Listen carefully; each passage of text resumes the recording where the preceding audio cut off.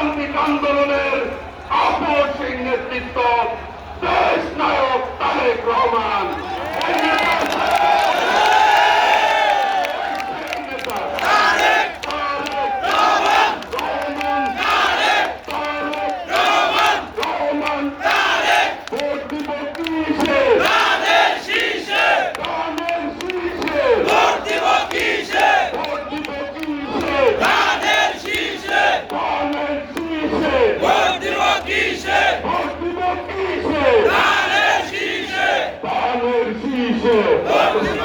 সবাই চুপ করে বক্তব্য শুনবেন, কেউ কোনো কথা বলবেন না। ধন্যবাদ।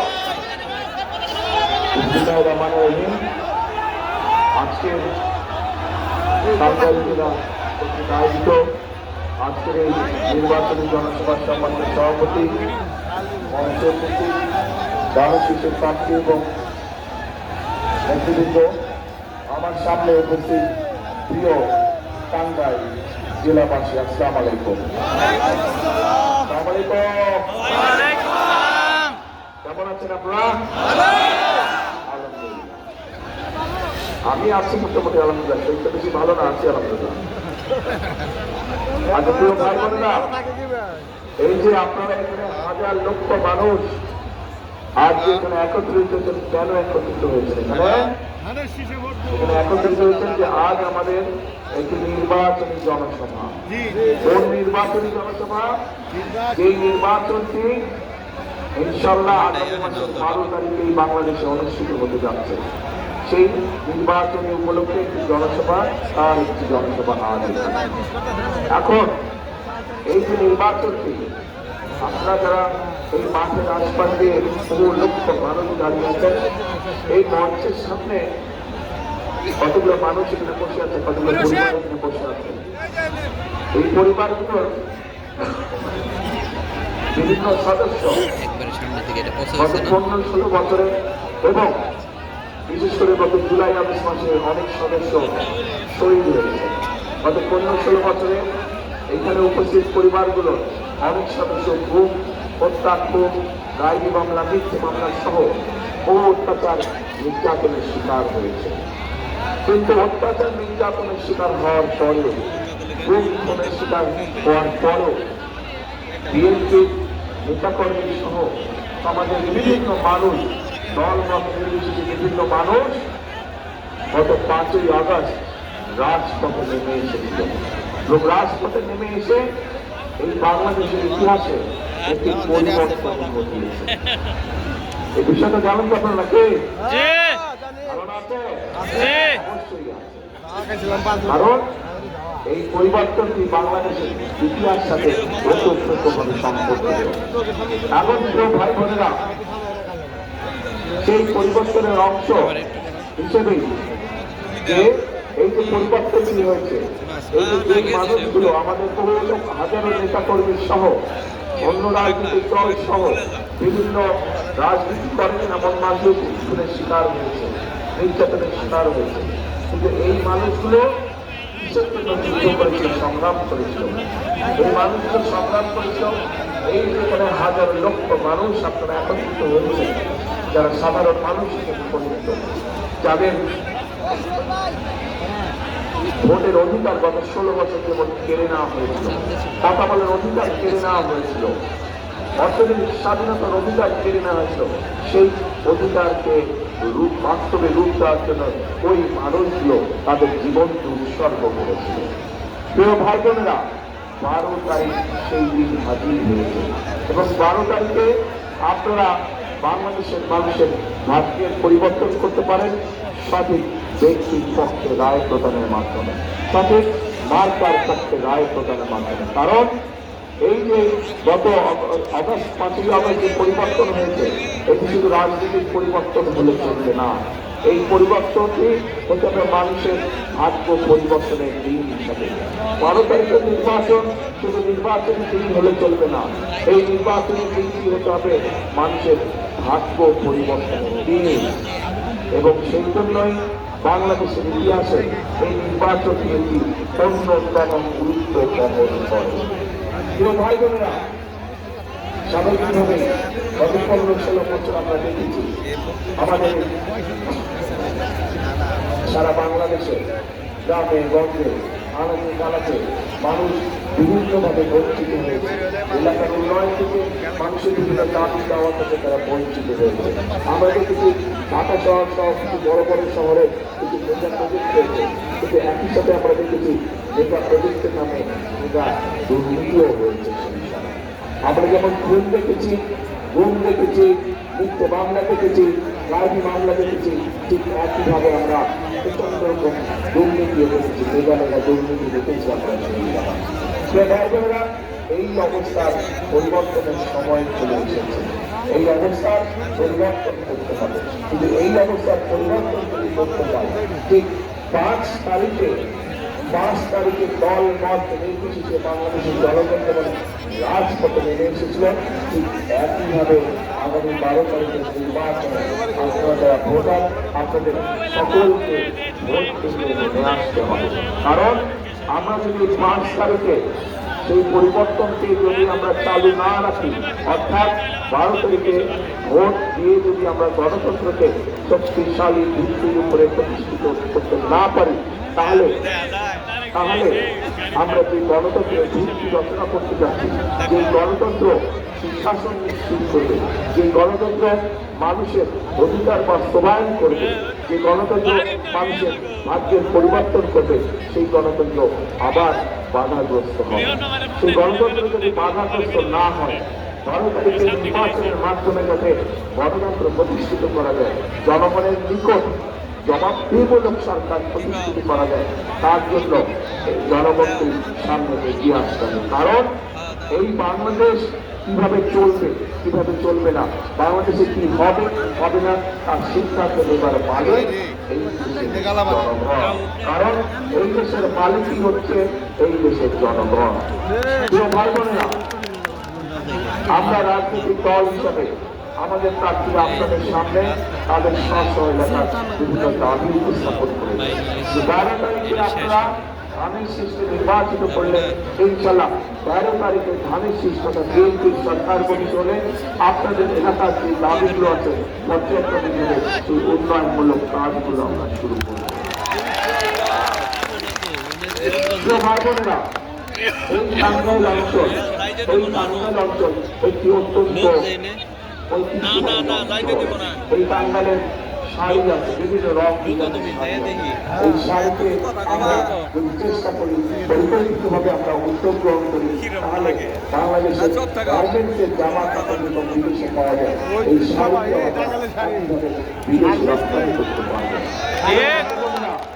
টাঙ্গাইল থেকে টুপি বিভিন্ন দেশে যায়, নামাজ পরিচালনা নামাজ পড়াশোনা যে টুপি, এই টুপি এই টাঙ্গাইলে তৈরি হয় এবং এই টুপি পৃথিবীর বিভিন্ন দেশে যায়।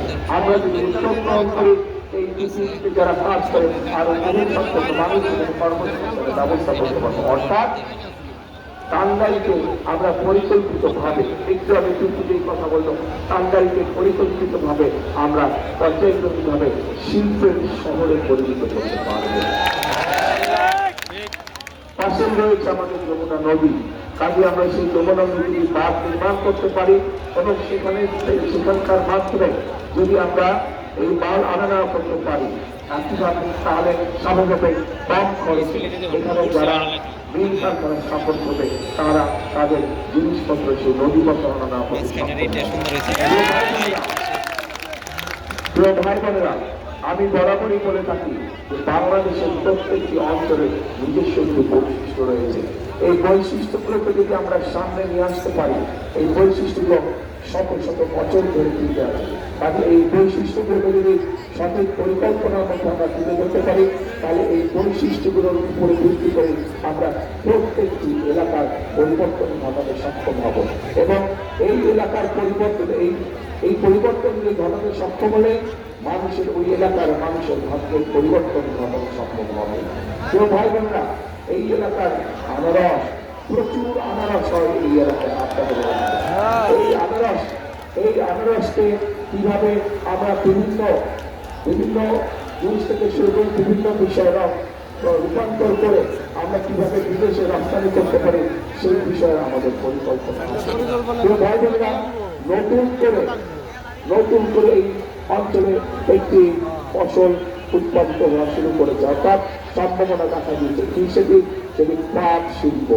পাট শিল্পের এখানে নতুন করে সম্ভাবনা দেখা দিয়েছে।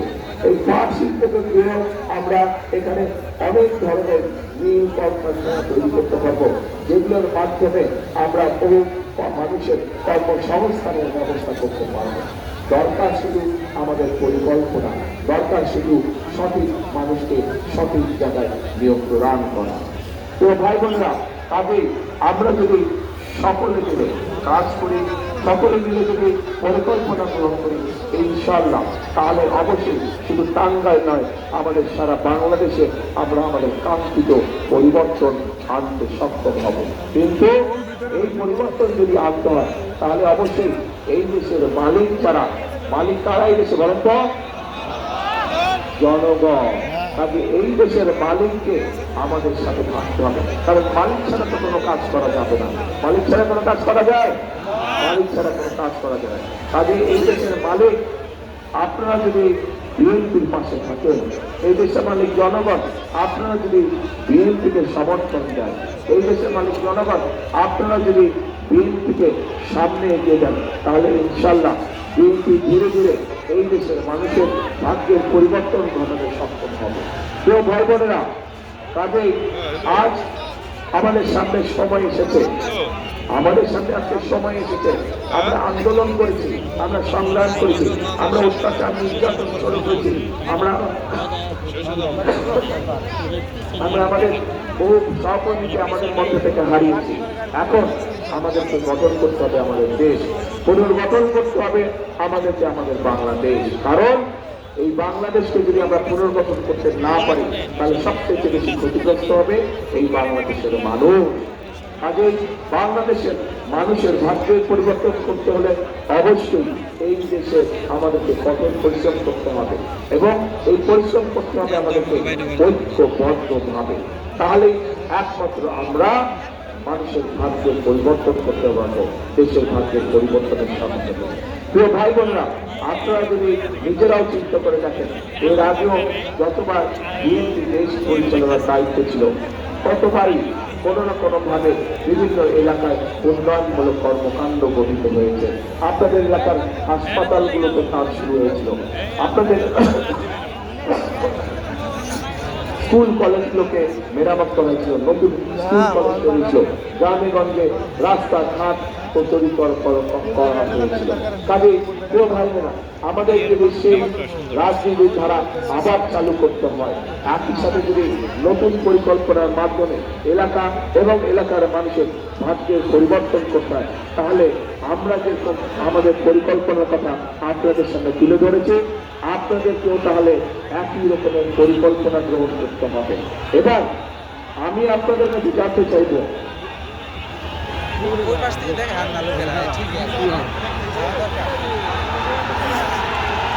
এবার মন্ত্রীর কথা শুনতে হবে আমার। এতক্ষণ আমার কথা শুনেছেন আপনারা? আচ্ছা, এখন আমি আপনাদের কাছে জানতে চাইবো, এই যে আমি কথা বললাম, আমি কিভাবে কি করতে চাই, আগামী দিনে ইনশাল্লাহ বিএনপি সরকার গঠন করলে আমরা কিভাবে কি করতে চাই, কয়েকটি কথা আপনাদের সামনে তুলে ধরেছি। এর মধ্যে আরো কিছু বিষয় আছে, যেমন এর মধ্যে নিশ্চয়ই আপনারা শুনেছেন যে আমরা এই দেশের মা বোনদেরকে স্বাবলম্বী হওয়ার জন্য আমরা তাদের মধ্যে ফ্যামিলি কার্ড তুলে দিতে চাই। এই দেশের কৃষক ভাইদেরকে স্বাবলম্বী করার জন্য আমরা কৃষক ভাইদের হাতে কৃষি কার্ড তুলে দিতে চাই। এই দেশের কৃষক ভাইদেরকে সহযোগিতা করার জন্য এই মুহূর্তে 10,000 টাকা পর্যন্ত যাদের কৃষি লোন আছে, ইনশাল্লাহ 13 তারিখে বিএনপি সরকার গঠন করলে 10,000 টাকা পর্যন্ত কৃষি লোন আমরা সুদ সহ মৌকুফ করে দিতে চাই। আমরা শুধু এই কাজগুলো নয়, এই কাজগুলোর পাশাপাশি আমরা মানুষের ঘরে ঘরে, বিশেষ করে মা বোন এবং শিশুরা যাতে ছোটখাটো অসুখ বিসুখের চিকিৎসা ঘরে বসে করতে পারে, সেই জন্য আমরা ধীরে ধীরে তাদের দোরগোড়ায় চিকিৎসা সেবা পৌঁছে দিতে চাই। একই সাথে আমরা আরেক শ্রেণীর মানুষের জন্য ব্যবস্থা করতে চাই, সম্মানের ব্যবস্থা করতে চাই। এই বাংলাদেশে আমাদের এই সমাজে আমাদের মসজিদ বক্তব্যে খতিব সাহেবরা আছেন, ইমাম সাহেবরা আছেন, মুয়াজ্জিন সাহেবরা আছেন, এর বাইরেও অন্য ধর্মেরও যারা বিভিন্ন ধর্মীয় ব্যক্তি আছেন, ধর্মীয় গুরু আছেন, এই সকল মানুষদের কাছে আমরা তাদেরকে সরকারের পক্ষ থেকে প্রতি মাসে সহযোগিতা একটি সম্মানের ব্যবস্থা করতে চাই। প্রিয় ভাই বোনেরা, এইভাবে আমরা প্রত্যেকটি শ্রেণী পেশার মানুষের পাশে এসে দাঁড়াতে চাই। এই হচ্ছে আমাদের সংক্ষেপ পরিকল্পনা। আমরা আগামী দিনে কিভাবে, ভাই স্লোগান পড়ে দাও না ভাই, স্লোগান পড়ে দাও। এই স্লোগানদের নিচে একটা গুরুত্ব মিটিং ডিস্টার্ব করার জন্য গুরুত্ব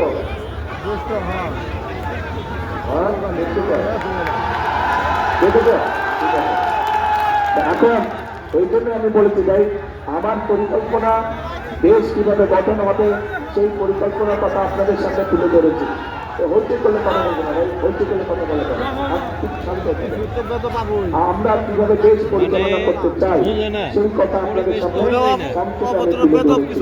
কারণ আমাদের পরিকল্পনা আছে, যেই পরিকল্পনার মাধ্যমে আমরা এই দেশের মানুষের ভাগ্যের পরিবর্তন কিন্তু একটি রয়ে গেছে বড় কিন্তু, সেই কিন্তু হচ্ছে ওই যে জিজ্ঞেস করলাম আপনাদের পরিকল্পনা কি, জনগণের পরিকল্পনা? আমাদের পরিকল্পনা তো বললাম, আপনাদের পরিকল্পনা কে? বুঝি না কিছু বুঝি না।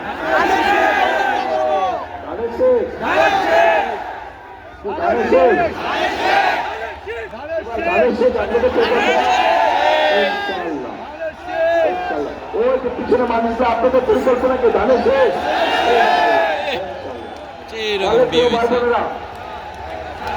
ভাই বোনেরা, আমিও আস্তে আস্তে আস্তে দাঁড়া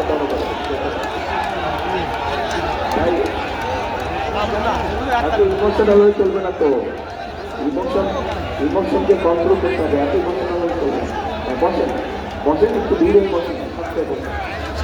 প্রিয় ভাই বোনেরা, বিষয় হচ্ছে আমাদেরকে যে মানুষগুলো তাদের জীবনের মূল্য দিয়ে আমাদেরকে আজকে স্বাধীন করে দিয়ে গেছে, যে মানুষগুলো তাদের জীবন উৎসর্গ করে আমাদেরকে আজকে কথা বলার সুযোগ দিয়ে গেছে, যে মানুষগুলো তাদের জীবন উৎসর্গ করে আজ আমাদেরকে এমন একটি পরিবেশ দিয়ে গেছে যেখানে আমরা দেশ করার কাজ শুরু করতে পারবো, তাদের আমাদেরকে অবশ্যই খুব সতর্ক এবং সঠিকভাবে এই সময়কে ব্যবহার করতে হবে, যাতে করে আবার কেউ এসে বাংলাদেশের মানুষের ভোটের অধিকারকে কেড়ে নিতে না পারে, বাংলাদেশের মানুষের কথা বলার অধিকার কেড়ে নিতে না পারে। প্রিয় ভাই বোনেরা, আগামী দিন হচ্ছে দেশ গড়ার দিন, আগামী দিন হচ্ছে দেশ গড়ার রাজনীতি, আগামী দিন হচ্ছে মানুষের ভাগ্য বদল করার দিন, আগামী দিন হচ্ছে মানুষের শুভ দিন শুরু হবে আগামী দিন। কাজেই আমরা যদি সকলে ঐক্যবদ্ধ থাকি, আমরা যদি সকলে সতর্ক থাকি, তাহলে আমাদের এই অধিকার কেউ কেড়ে নিতে পারবে না ইনশাআল্লাহ। কেউ ভাই বোনেরা, সেই জন্যই আপনাদের সকলের কাছে আমার আহ্বান থাকবে যে এখনো কোনো মহল চেষ্টা করছে যে কিভাবে ভোটকে বিভিন্নভাবে বাধাগ্রস্ত করা যায়, তাদের বিভিন্ন লোকজন দিয়ে, বিশেষ করে যারা মা বোন আছে তাদেরকে দিয়ে বিভিন্নভাবে তাদের ওই এনআইডি নাম্বার নেওয়ার চেষ্টা করছে, তাদের বিকাশ নাম্বার নেওয়ার চেষ্টা করছে, এইভাবে করে তাদেরকে বিভ্রান্ত করার চেষ্টা করছে। আপনারা যারা মা বোনরা আছে এখানে উপস্থিত আছেন, ভাইয়েরা যারা উপস্থিত আছেন, আপনারা আপনাদের ঘরে গিয়ে এরকম যদি কোনো ঘটনা হয়ে থাকে সেই ব্যাপারে মা বোনদেরকে আপনারা সতর্ক করবেন, আপনারা মুরব্বীদেরকে সতর্ক করবেন যে যারা ভোটের আগে এইসব অনৈতিক কাজ করতে পারে, তারা যদি সুযোগ পায় কিভাবে তারা দেশকে বিক্রি করে দিবে, এই বিষয়ে তাদেরকে সতর্ক করতে হবে। তো ভাই বোনরা, এইবার কিন্তু ভোটের দিনকে শুধু ভোট দিতে যাব বলে ধীরে সুস্থ যাব তা করলে কিন্তু ক্ষতির সম্মুখীন হতে হবে। আমাদেরকে ভোট দেওয়ার প্রস্তুতি গ্রহণ করতে হবে। ভোট দিতে যে যাবেন সকালবেলা ভোট কেন্দ্রে, এটার প্রস্তুতি গ্রহণ করতে হবে আগের দিন থেকে এই প্রস্তুতি গ্রহণ করতে হবে, যাতে আপনার ভোটে অন্য কেউ আপনার নাম দিয়ে সিল মেরে না আসতে পারে। এই ব্যাপারে সতর্ক থাকতে হবে এবং যার যার এলাকার ভোট কেন্দ্র, সেই ভোট কেন্দ্রে আপনাদের সতর্ক দৃষ্টি রাখতে হবে যাতে যারা যারা ভোট দিতে চাচ্ছে আর যারা যারা ভোটার অবশ্যই তাদের ভোট দেবার অধিকার আছে, কিন্তু সঠিক লোকটা ভোট দিচ্ছে নাকি অন্য কোনো এলাকা থেকে এসে তার নাম দিয়ে কেউ ভোট দিচ্ছে, এই ব্যাপারে আপনাদেরকে সতর্ক থাকতে হবে। এই ব্যাপারে আপনাদেরকে সতর্ক থাকতে হবে। আমরা স্বৈরাচারের সময় দেখেছিলাম, স্বৈরাচারের সময় আমরা দেখেছিলাম বিশেষ করে মা বোনদের যে ভোটের কেন্দ্র থাকে সেখানে আমরা দেখেছিলাম যে মা বোনদের লাইন থাকে, কিন্তু সেই লাইন আর এগোয় না। আধা ঘন্টা হয়ে যায়, 1 ঘন্টা হয়ে যায়, 1.5 ঘন্টা হয়ে যায়, লাইন ওই জায়গায় থাকে, কিন্তু দূরের থেকে দেখতে পারে আহা কি সুন্দর, কত বড় লাইন, কত মানুষ ভোট দিচ্ছে। কাজে এই ব্যাপারে আপনাদেরকে সতর্ক থাকতে হবে।